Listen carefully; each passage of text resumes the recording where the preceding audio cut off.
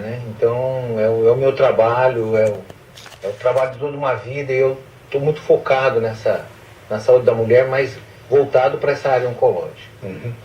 Parece-me do que eu li aí, o câncer é uma das doenças, né, que atinge muitas mulheres. Sim, eu acho que no nosso país, as mulheres, o câncer é a segunda causa de mortalidade, né, para as mulheres adultas. Ele só é superado pelas doenças cardiocirculatórias.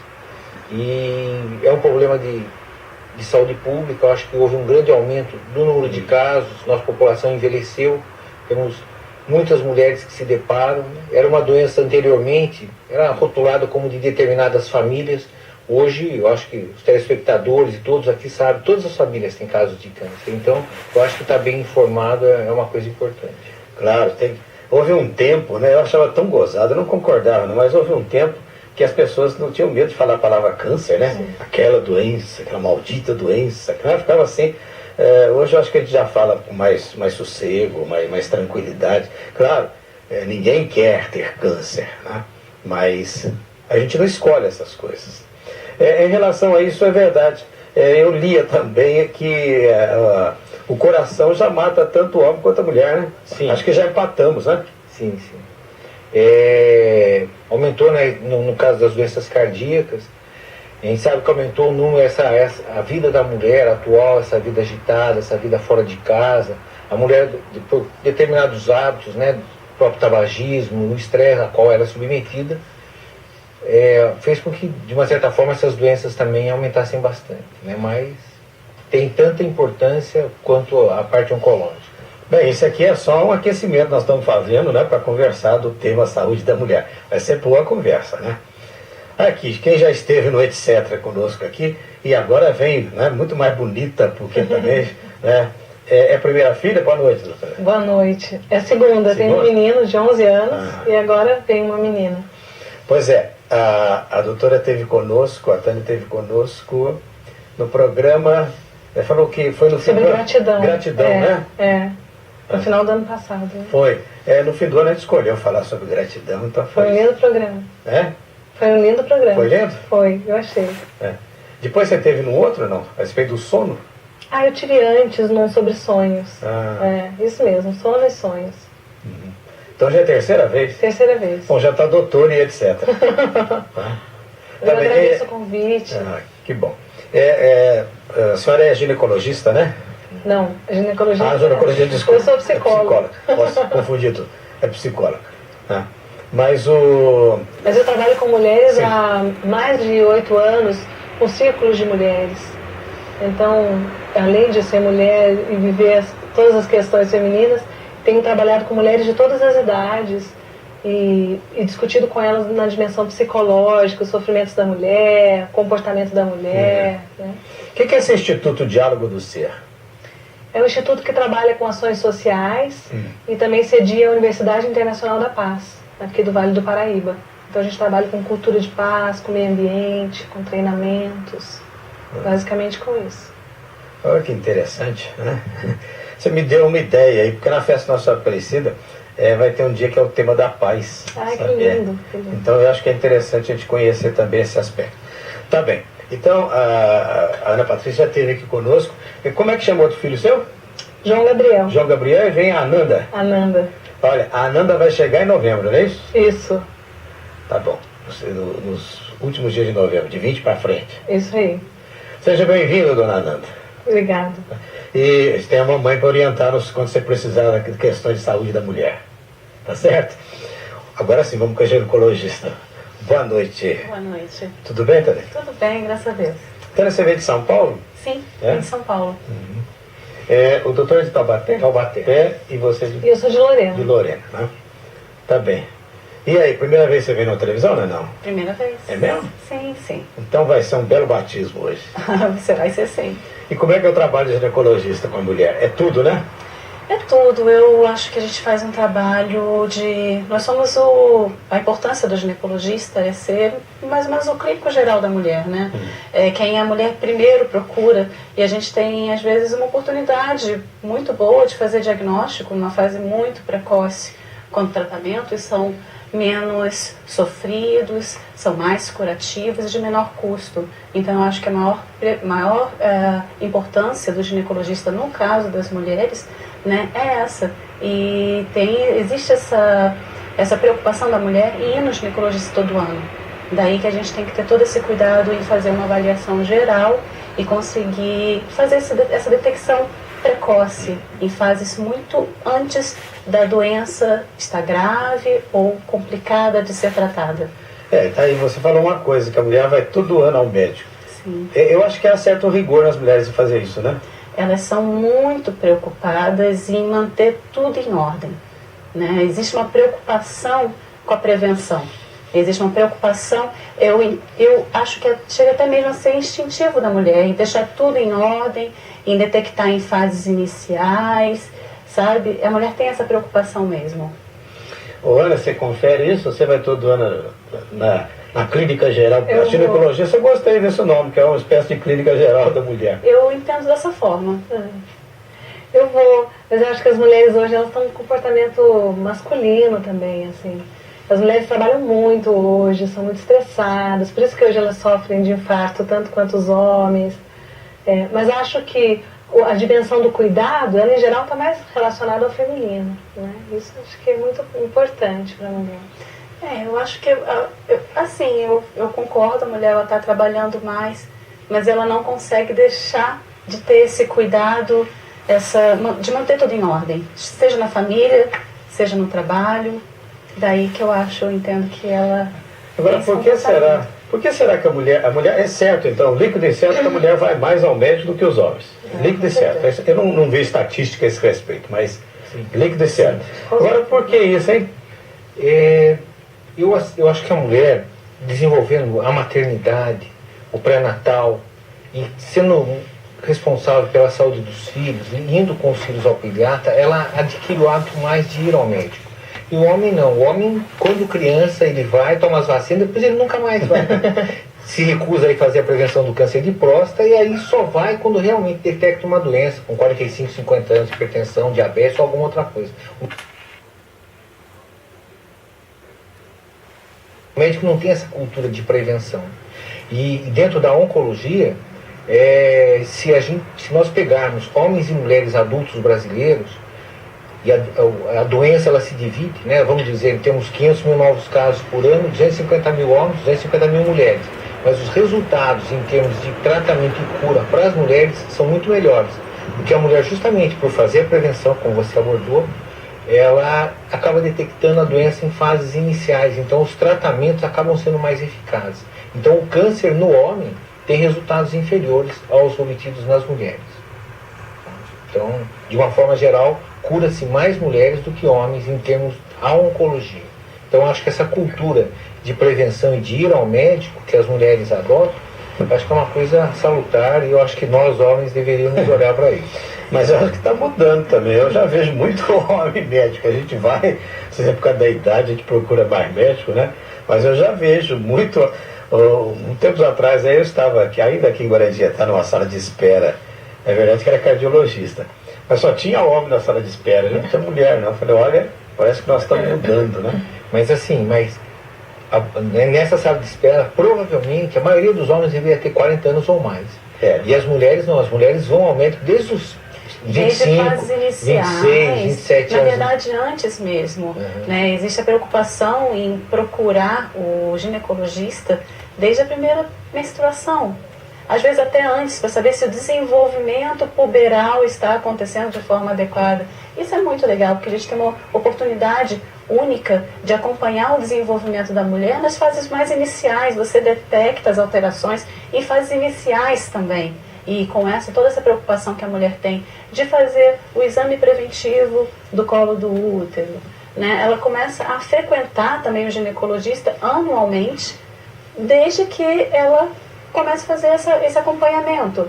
Então vai lá todo ano e é uma oportunidade que a gente faz esse exame físico e consegue detectar doenças em fases iniciais e com curas, com tratamentos menos dispendiosos, menos sofridos, né? Enfim. Na saúde mental também a mulher se cuida muito mais. Eu dou cursos, palestras, seminários, workshops, né, trabalho de desenvolvimento humano. Nos grupos você tem, às vezes, grupos grandes, 70 pessoas, tem 6 homens, 10% são homens, a maioria são mulheres.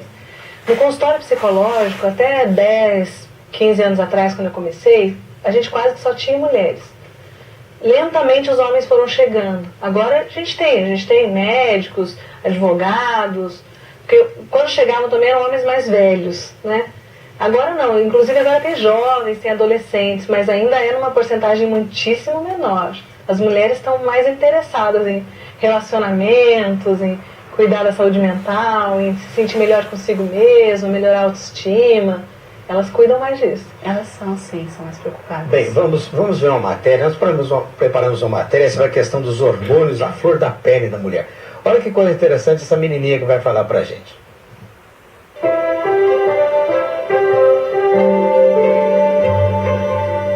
Ana Luísa cresceu e a menininha da mamãe agora é a mocinha da casa. Os mimos ainda são os mesmos, mas o corpo já sentiu algumas diferenças. Eu percebi muitas mudanças. Meu quadril, ele aumentou, meus seios cresceram, eu comecei a ficar mais alta, assim, começou a crescer várias coisas, assim. Eu chegava e me perguntava, mãe, quando será que eu vou ficar menstruada? O que vai acontecer? O que vai ser diferente na minha vida? Então eu ia passando isso com uma certa naturalidade para que ela também se acalmasse, né? E não ficasse ansiosa. E a partir de agora, ela cuida um pouco mais da sua saúde. Agora eu tenho mais cuidado com a minha higiene. Eu comecei, todos os lugares que eu vou, quando eu tô nesses dias, eu pego uma bolsinha e faço, mãe, me ajuda aí que eu tenho que arrumar pra eu levar, porque eu não posso ficar sem. Agora é uma outra coisa. Nesta fase, o ciclo ainda não é ovulatório. Por isso, segundo a ginecologista, os sintomas são bem mais leves e o uso de medicamentos é praticamente inexistente. Mas alguns cuidados hoje são necessários para o futuro. É simplesmente uma dieta saudável, exercícios físicos, e nós temos orientado para evitar o ganho excessivo de peso, porque a nossa gordura produz hormônios e ela pode interferir com o ciclo menstrual. E a menina de hoje se torna a mulher de amanhã. Algumas delas enfrentam o mal da tensão pré-menstrual, a TPM. E 3% possuem a síndrome disfórica. Essas mulheres têm uma alteração de humor muito importante, cabendo desde depressão importante até irritabilidade extrema, causando interferência no seu convívio no trabalho, em casa e nos relacionamentos particulares. Essas mulheres, elas precisam de um auxílio médico. Essas precisam de medicação diferente das orientações habituais que nós damos para a TPM. Graziele que o diga. Ai, que nervoso. Meu humor fica péssimo, olhando no espelho, nada tá bom. O rosto tá parecendo uma bolacha, o cabelo tá isso. Tudo acontece. Você vai pegar um copo, quebra. Você vai fazer um almoço, você queima a sua mão. Tudo é terrível. Além do que, querer comer chocolate. A única coisa que fica maravilhosamente bem é sair para gastar. E enquanto Graziele tenta lutar contra a TPM e as crises de humor, Dona Denê está tratando a menopausa. E quem a vê toda saudável nem imagina que antes ela não era assim.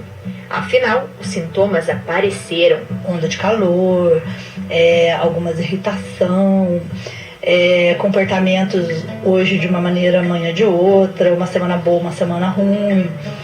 E eu não sabia. E foi aí que ela começou a se tratar e descobrir que estar na menopausa não é tão ruim assim. Estou indo na médica 6 meses, estou fazendo todos os exames. Inclusive agora repetidamente eu estou fazendo outro para controle. O colesterol está alto, como ela falou, o açúcar.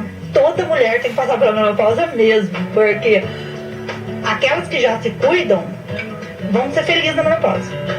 E aquelas que não se cuidam vai descobrir a felicidade na menopausa. Ela mexeu sim com o meu organismo, mas ela mexeu muito mais com a minha cabeça, com as minhas ideias.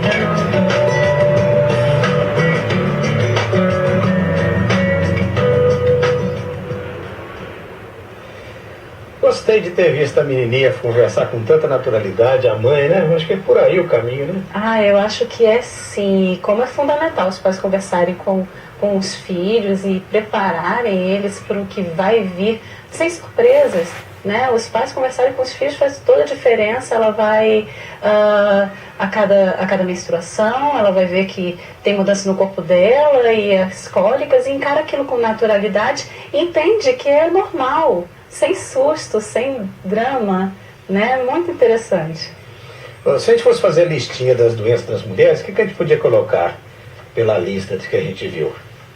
Lista das doenças. Bom, primeiro, quando os ciclos começam a ficar mais regulares, a menina começa a sentir mais as cólicas menstruais, né? A dismenorreia. Menopausa não é doença, tá certo? Não, menopausa não é doença, mas vem acompanhado de várias mudanças no corpo da mulher. É um fenômeno, então. É um fenômeno, sim. A menopausa ela é a data da última menstruação da mulher. A partir daí, ela já é uma mulher que está no climatério, né? Essa mulher, os ovários não produzem mais hormônios, né? É isso que acontece. E essa falta de hormônios vão trazer algumas consequências para a mulher que podem interferir com o bem-estar dela, pode interferir com sonos, pode aumentar a predisposição à osteoporose, né? E inclusive o estrogênio, até essa fase da menopausa, ele oferece alguma proteção também cardiovascular para eventos cerebrais.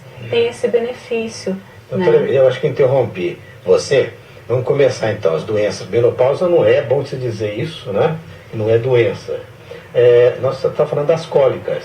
Sim, as cólicas menstruais. Que na verdade são... A menina sente cólica porque o útero está contraindo e isso gera a produção de substâncias que causam dor. Né? Mas é um fenômeno normal. Que outra doença nós temos? Temos câncer, né? O câncer é uma doença importante, eu acho que dentro do universo feminino é que tem tantas coisas ligadas à própria vida da mulher, como determinadas doenças de origem infecciosa, alguns problemas urinários, tudo. Mas o câncer ele tem uma importância grande, principalmente para a mulher próxima da terceira idade. A gente não pode ignorar a ocorrência dessa doença em grupos mais jovens. Então existem meninas, adolescentes e mulheres jovens que podem ter câncer de ovário, podem ter câncer de mama, mas queira ou não é uma doença de idades mais avançadas, né? Mas nós temos muitas pacientes com 35, 38 anos, que são mulheres jovens, menstruando numa fase extremamente produtiva, que podem vir a ter essa doença. Doenças psicológicas. Aí tem todas as que acometem a população, mas a depressão pós-parto, por exemplo, é muito séria, né? Precisa ser olhada com mais cuidado. De pouco tempo para cá a gente começou a compreender melhor o estado de fragilidade da mulher pós-parto, né? Temos mais doenças de mulheres?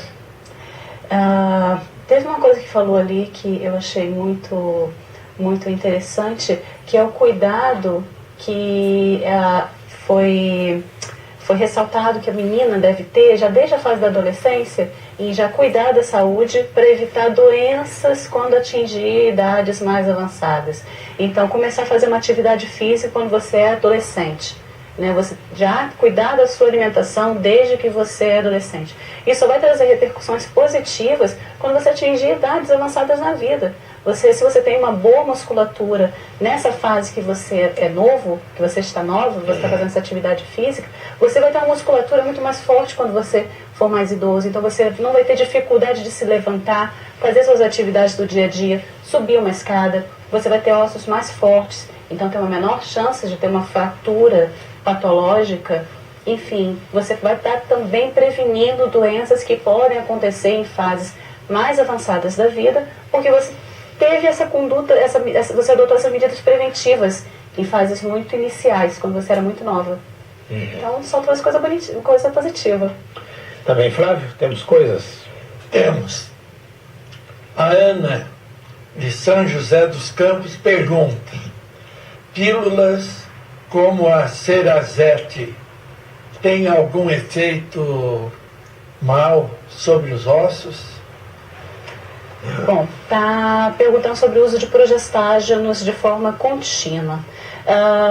O Cerazete ainda não foi demonstrado nenhum prejuízo quanto à densidade mineral óssea das mulheres que usaram Cerazete, até porque dificilmente uma mulher usa Cerazete por períodos muito prolongados. O que eu acho que é muito importante aqui é a gente deixar claro que o anticoncepcional usa períodos longos da vida, eu não considero uma coisa interessante. Eu acho que é interessante a mulher usar, ela pode usar sim, o contraceptivo em algumas situações, mas eu entendo que não deva ser usado por 10, 20, 30 anos, e às vezes mulheres já de mais de 40 anos usando anticoncepcional. Isso eu não acho que seja adequado. Mas o que interfere com a densidade mineral óssea, principalmente o acetato de medroxiprogesterona, que é um anticoncepcional injetável trimestral. Esse mostrou um prejuízo, sim, ao depósito de cálcio nos ossos. Tá? Eu acho interessante dizer esse tipo de coisa, né? Por exemplo, acima de 40 anos, como você está dizendo. Sim, não é adequado usar anticoncepcional depois dos 40 anos. Em alguns casos, algumas mulheres que realmente elas não vão ser prejudicadas, tá? Com o uso de contraceptivos depois dos 40 anos de idade. Mas a partir dos 40 anos de idade já existe uma predisposição ao sangue ele fica mais coagulado, vamos dizer assim. E a pílula anticoncepcional, principalmente a por via oral, ela faz o nosso fígado produzir substâncias que também deixam o nosso sangue mais coagulável. Se junta disso, se com isso tudo a mulher ainda por cima fuma, pronto, está pedindo para ter um evento trombótico. Por falar nisso, o Marcelo Faria de Itatiba, Rio de Janeiro. Itatiaia. Anticoncepcional, álcool e cigarro. Qual o seu efeito sobre a saúde e a estética na mulher? Começa a falar da estética que toca mais. Pois é, mas o que me preocupa não é nem a estética, são esses eventos trombóticos. Eu acho que a saúde, acho que a estética é um reflexo de saúde, tá? E tudo bem, tem mulheres que ficam muito inchadas quando usam anticoncepcional, mas tem mulheres que não sentem absolutamente nada, mas podem ter uma predisposição genética ou adquirida a formar esses trombos, e o início do uso do contraceptivo pode deflagrar esses eventos trombóticos, sim, né, que pode ter consequências sérias, formando trombos, às vezes, no coração, no cérebro, e aí o efeito vai ser um infarto, um AVC, e aí que é mais sério mesmo. Pegando um gancho na pergunta aí, né, eu acho que hoje a mulher, se a gente vê que hoje a mulher ela sai mais, ela bebe mais, né? E antigamente haviam alguns tumores que eram propriedade exclusiva dos homens, por exemplo, câncer de boca, né? E alguns outros tumores ligados a uma exposição excessiva ao cigarro e ao álcool, e as duas coisas juntas se somando, tendo um efeito multiplicador em termos de dano. Ainda mais que essas pessoas aí, a partir do momento que elas bebem, elas têm uma certa, vamos dizer, elas conseguem uma certa complementação calórica, elas evitam comer determinados alimentos saudáveis, como determinadas verduras e frutas, né? Então, e o que acontece? Esse aumento da ingesta de álcool, né, junto com o tabagismo em determinadas mulheres, levou as mulheres também a alguns tumores que antigamente eram muito raros, né? Então, a gente chegou a ter uma estatística, no câncer de boca de cada 10 pacientes, 9 eram homens, né? Hoje já não é assim. Hoje aumentou o número de casos de mulheres, haja visto essa exposição das mulheres às condições gerais de trabalho, ao estresse, tudo, mas indo pelo lado da pergunta, falando de álcool e cigarro. Tá bem, está na hora da gente fazer o primeiro intervalo. A primeira parte do programa já foi, com as informações que os senhores estão dando, né? E muito interessantes. Então nós vamos para o intervalo. A pergunta que fica é assim, para você de casa: etc@tvaparecida.com.br é a forma de você se comunicar conosco, né? etc. Está na sua tela aí, etc@tvaparecida.com.br é a forma de você se comunicar conosco, né? E a perguntinha que eu deixo agora: para você, mulher, de 0 a 10, que nota você dá para a sua saúde nesse momento? Vamos ver se você sabe fazer uma avaliação para valer. Se você tivesse dado uma nota para a sua própria saúde nesse momento, de 0 a 10, que nota você daria? Na volta, nós vamos ver a resposta dessa pergunta e vamos mostrar os livros que nós temos para dar a vocês hoje, né? As pessoas que participam do etc@tvaparecida.com.br concorrem a livros. Nós voltamos no instante.